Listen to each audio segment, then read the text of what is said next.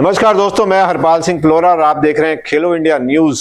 आप में से बहुत से लोग इंतजार कर रहे होंगे महाराष्ट्र ओलंपिक एसोसिएशन के सेक्रेटरी जनरल संजय शेट्टे का जो इंटरव्यू है उसका दूसरा भाग अभी पेंडिंग है।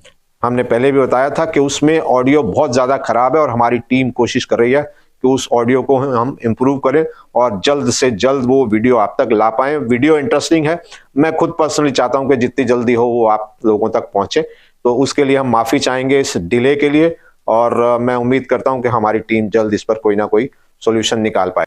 हाल ही में हमने खेलो इंडिया यूनिवर्सिटी गेम्स में हमने तमाशा देखा जब लोग फील्ड में, जो खिलाड़ी थे वो फील्ड में नहीं आए। कहीं किसी उसमें तो 6-7 प्लेयर गायब हो गए, सिर्फ एक खिलाड़ी था, कहीं 3 खिलाड़ी थे और डोपिंग की वजह से ये सब लोग जो है वहां से भाग गए। तो बहुत सारे, हमने शायद 43 केस शायद हमने रिपोर्ट किए थे कि 43 खिलाड़ी ऐसे थे जो वहां से उसमें खेलने में यूनिवर्सिटी गेम में जिन्होंने जो है वो फील्ड में ही नहीं पहुंचे हैं। 43 केस, आप समझ सकते हैं कि अगर ये सब के सब डोपिंग की वजह से वहां नहीं आए तो डोपिंग की समस्या कितनी बड़ी है। ये सिर्फ खेलो इंडिया यूनिवर्सिटी गेम्स की मैं बात कर रहा हूं, अदरवाइज देश में बहुत सारे खेल होते हैं। हाल ही में एक रिपोर्ट आई है, भारत एक बार फिर से ऐसे कारण से वैश्विक सुर्खियों में है जो देश के खेल भविष्य के लिए शुभ संकेत नहीं देता। वर्ल्ड एंटी डोपिंग एजेंसी वाडा, उनकी ताजा रिपोर्ट ने खुलासा किया है कि वर्ष 2024 में डोपिंग उल्लंघनों के मामले में भारत दुनिया में पहले स्थान पर रहा। कुल 260 डोपिंग मामलों के साथ भारत लगातार तीसरे वैश्विक स्तर पर सबसे बड़ा डोपिंग अपराधी देश घोषित किया गया। यह आंकड़ा ना सिर्फ चौंकाने वाला है बल्कि भारत के ओलंपिक सपनों पर एक गहरी छाया भी डालता है। यह रिपोर्ट ऐसे समय से सामने आई है जब भारत 2030 कॉमनवेल्थ गेम्स की मेजबानी की तैयारी में जुटा हुआ है और 2036 ओलंपिक की मेजबानी के लिए अंतरराष्ट्रीय मंच पर मजबूत दावेदारी पेश करने की कोशिश कर रहा है। लेकिन इसी बीच डोपिंग के बढ़ते मामले भारत की खेल साख पर गंभीर सवाल खड़े कर रहे हैं।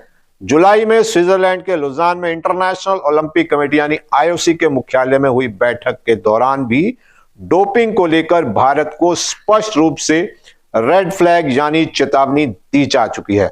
रिपोर्ट के अनुसार 2024 में नाडा यानी नेशनल एंटी डोपिंग एजेंसी ने कुल 7,113 डोपिंग टेस्ट किए। इनमें से 260 सैंपल पॉजिटिव पाए गए, जिससे भारत की पॉजिटिविटी रेट 3.6% रही, जो उन सभी देशों में सबसे अधिक है जिन्होंने 5,000 से ज्यादा टेस्ट किए थे। तुलना करें तो फ्रांस, रूस, चीन और अमेरिका जैसे बड़े खेल देशों में टेस्टिंग ज्यादा होने के बावजूद पॉजिटिविटी रेट बेहद कम रही। चीन में यह आंकड़ा सिर्फ 0.2% रहा, जबकि भारत इस सूची में सबसे ऊपर खड़ा है। लगातार तीसरे बार भारत सबसे ऊपर खड़ा है।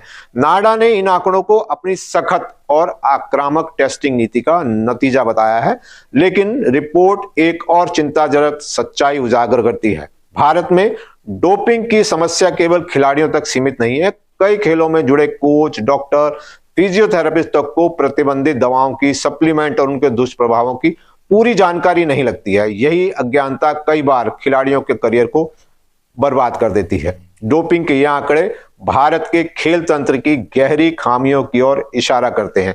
यही वजह है कि इंडियन ओलंपिक एसोसिएशन को नया एंटी डोपिंग पैनल बनाना पड़ा और सरकार को national anti doping bill pass करना पड़ा। हालांकि 2025 में अब तक पॉजिटिविटी रेट घटकर 1.5% पर आना राहत की बात है, लेकिन यह सफर अभी लंबा है। 2036 ओलंपिक की मेजबानी सिर्फ स्टेडियम, बजट और इंफ्रास्ट्रक्चर से नहीं मिलेगी। इसके लिए भारत को यह साबित करना होगा कि उसका खेल तंत्र साफ, पारदर्शी और वैज्ञानिक है। जब तक डोपिंग के इस दाग को पूरी तरह नहीं मिटाया जाता, तब तक भारत का ओलंपिक का सपना सवालों के घेरे में ही रहेगा। तो दोस्तों, आप समझ सकते हैं कि लगातार जो है हम डोपिंग के मामलों में जो है वो टॉप कर रहे हैं। हाल ही में जो है वो इंडियन ओलंपिक एसोसिएशन को जो है वो आईओसी की तरफ से चेतावनी मिली थी, लेकिन उसके बावजूद जो अगली रिपोर्ट आई उसमें भी हम टॉप पर हैं। तो आप समझ सकते हैं कि 2036 ओलंपिक गेम जो हैं वो उन पर बहुत बड़ा सवाल डोपिंग है। तो डोपिंग जो है, अब हालांकि हम बात करें कि नाडा ने कहा है कि हम और सख्ती कर रहे हैं, तो इस सख्ती के जो रिजल्ट हैं वो हमें हो सकता है थोड़ा टाइम लगे उसको मिलने में, लेकिन जो हाल ही में खेलो इंडिया यूनिवर्सिटी गेम्स हुए हैं उससे लगता नहीं है कि हमारे एटलीस्ट जो विश्वविद्यालय हैं, जो यूनिवर्सिटीज हैं, उन्होंने उससे कोई सीख ली हो। तो AIU को भी इस पर कड़े कदम उठाने होंगे और भारत सरकार को भी जो है वो सभी संगठनों को लेकर इस पर और ज्यादा सख्ती करनी होगी। और सबसे बड़ी बात क्या है कि हमारे पास समय नहीं है, क्योंकि 2036 ओलंपिक गेम्स अलॉट होने में, फाइनल होने में कोई बहुत ज्यादा समय नहीं बचा है। इस बीच क्या हम IOC को यह जतला पाएंगे, यह साबित कर पाएंगे कि भारत डोपिंग को लेकर चिंताजनक है और यहां पर जो है वो डोपिंग के मामले घटे हैं। तो आने वाले समय में देखना होगा कि भारत सरकार की शक्तियां जो हैं और नाडा जिस तरीके से कह रही है उनकी जो शक्ति है, उससे हमारे खिलाड़ियों ने, हमारे कोचेज ने क्या सीख ली है और क्या हम 2036 ओलंपिक गेम्स ला पाएंगे। आने वाले समय में ये बेहद चिंताजनक विषय है और आने वाले समय में जो है वो इसके रिजल्ट नेगेटिव मिलेंगे या पॉजिटिव, ये समय बताएगा। तो दोस्तों, अगली वीडियो तक के लिए मुझे इजाजत दीजिए। अगर आपने वीडियो लाइक नहीं किया है, वीडियो लाइक कीजिएगा अगर पसंद आया हो। चैनल सब्सक्राइब नहीं किया तो चैनल जरूर सब्सक्राइब कीजिएगा। तो दोस्तों, अगली वीडियो तक के लिए मुझे इजाजत दीजिए। बहुत बहुत शुक्रिया।